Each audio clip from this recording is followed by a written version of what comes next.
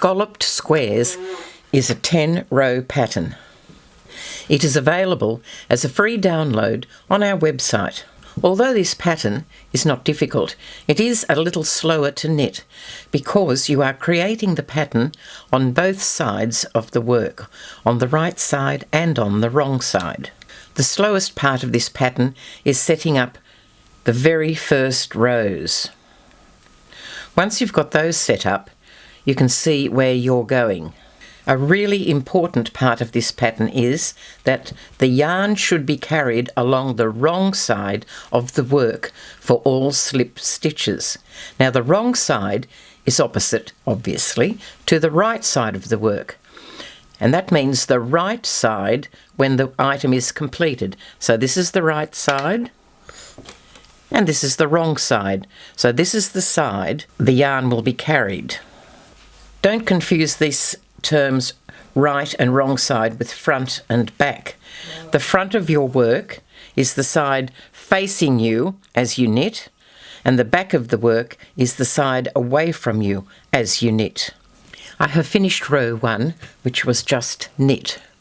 On row 2, I'll be working from the other side of the work, but we're beginning to set up these little squares of stocking stitch and 2 stitches in between, which is garter stitch. So from the other side it will be purl 5, knit 2, purl 5, knit 2.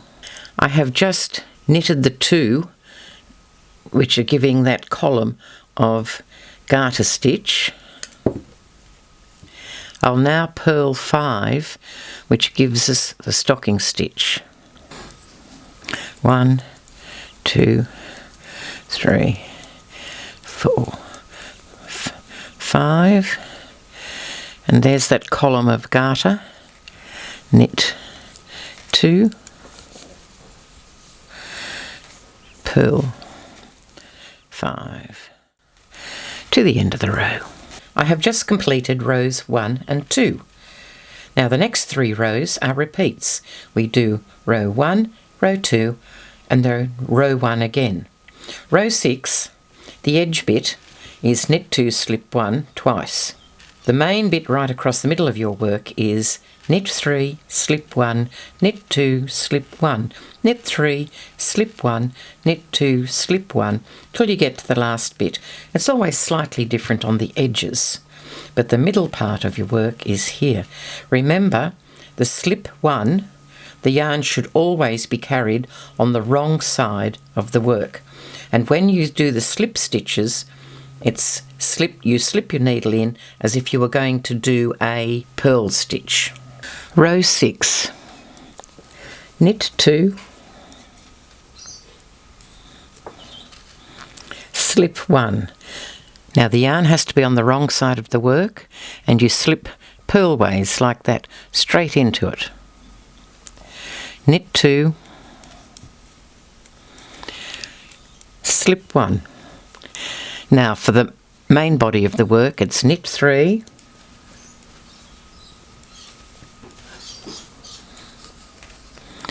slip 1, knit 2,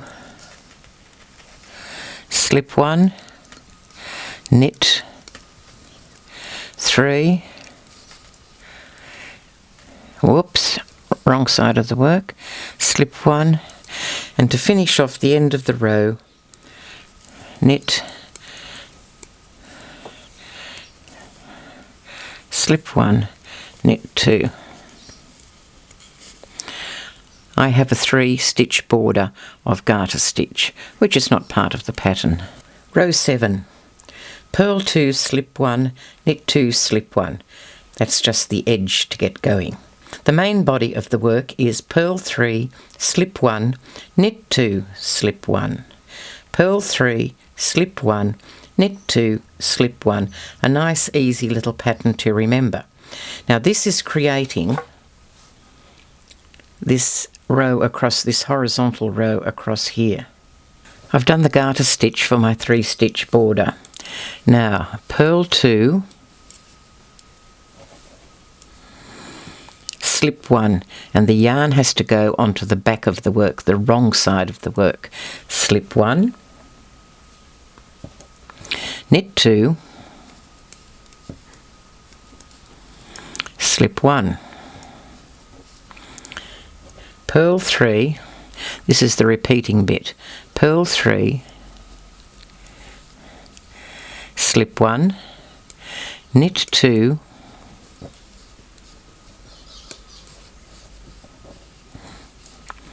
slip 1, purl 3,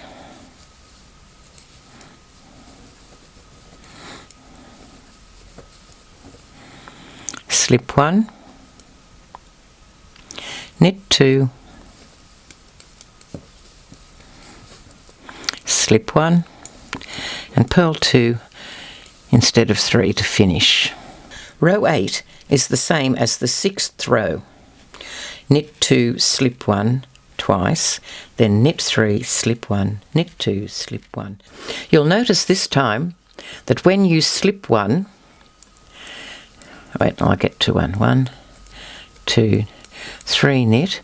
Now I'm going to slip 1, yarn to the wrong side of the work.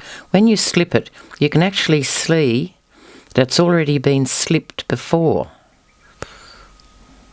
So slip 1, knit 2, there it is, there's that stitch we have slipped previously. Slip 1 with the yarn the wrong side of the work, knit 3, a nice easy row. We are now up to row 9. Knit 2, cable 4, knit 3, cable 4, knit 3, cable 4, knit 3. The cable is slip the next stitch onto a cable needle and hold at the front of the work. The front of the work is the side closest to you. Then you knit into the front of the 3rd stitch on the left hand needle. Then you knit the 1st and 2nd stitches on the left hand needle. Then knit the stitch from the cable needle. Here we are at the cable 4. 1, 2, 3, 4. They're the 4 stitches we're going to use.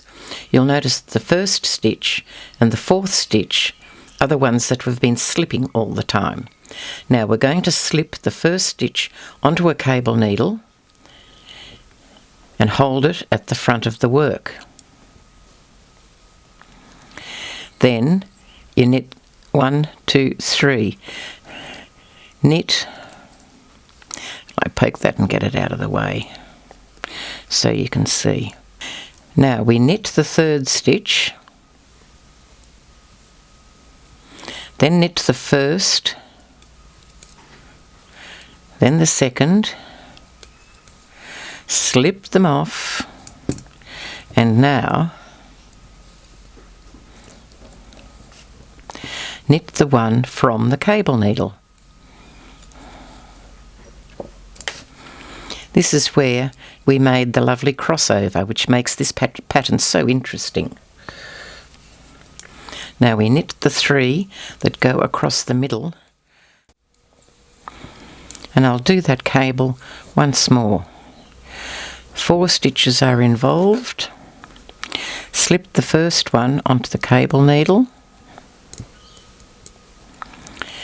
Knit that 1, 2, 3, 3rd one.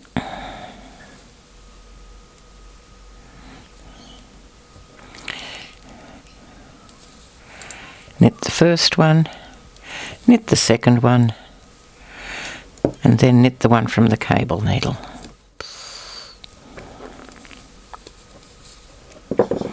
Knit 2 to finish. And row 10 is the same as row 2, so we're going to be knitting 2, purling 5. 1, 2, 3.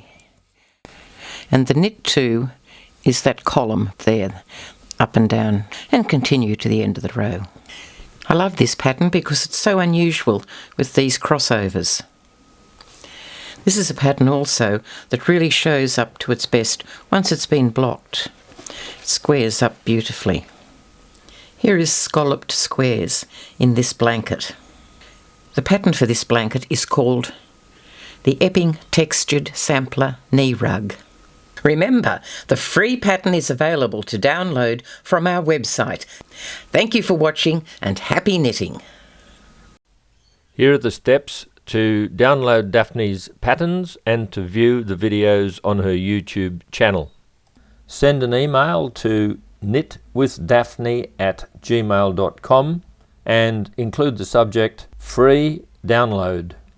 There is no need for any content in the email. You will receive an automatic email reply that includes 2 links. One is a link to Daphne's YouTube channel. The other is a link to the downloadable patterns.